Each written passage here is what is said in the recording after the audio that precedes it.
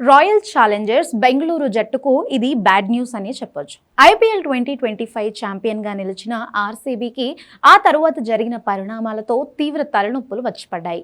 విజయోత్సవ ర్యాలీలో తొక్కిసలాట ఘటనతో చివరిగా హోమ్ గ్రౌండ్లో మ్యాచ్లు ఆడలేని పరిస్థితులు వచ్చాయి. అయితే Venkatesh Prasad Karnataka state cricketer president అయిన తరువాత ఆర్సీబీ మ్యాచ్లు బెంగళూరులోనే జరుగుతాయన్న ఆశ వచ్చింది. కానీ ఐపీఎల్ 2026 సీజన్లో చిన్నస్వామి స్టేడియం వేదికగా మ్యాచ్లు జరగకపోవచ్చు అని సంకేతాలు బలంగా వినిపిస్తున్నాయి. ఐపీఎల్ ట్రోఫీ వేడుకల సందర్భంగా బెంగళూరులో జరిగిన తొక్కిసలాట ఘటనలో 11 మంది మృతి చెందడం, పలువురు గాయపడడం దేశవ్యాప్తంగా తీవ్ర కలకలం రేపింది.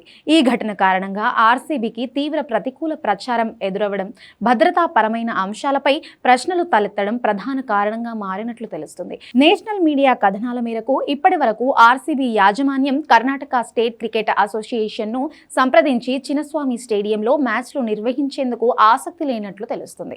ఈ నేపథ్యంలో ఛత్తీస్గఢ్లోని రాయ్పూర్ ఆర్సీబీకి కొత్త హోం వేదికగా మారే అవకాశాలు ఎక్కువగా కనిపిస్తున్నాయి. మరోవైపు మధ్యప్రదేశ్లోని ఇండోర్ కూడా పోటీలో ఉందని సమాచారం.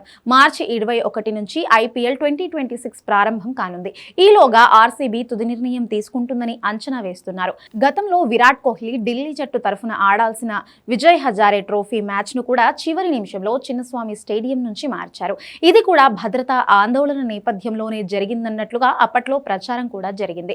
మరో ఐపీఎల్ ఫ్రాంచైజీ రాజస్థాన్ రాయల్స్ కూడా తమ హోం వేదికను మార్చుకుంటోంది. 2026 ఐపీఎల్లో రాజస్థాన్ హోం మ్యాచ్లు పూణేలోని మహారాష్ట్ర క్రికెట్ అసోసియేషన్ స్టేడియంలో జరగనున్నట్లుగా తెలుస్తుంది.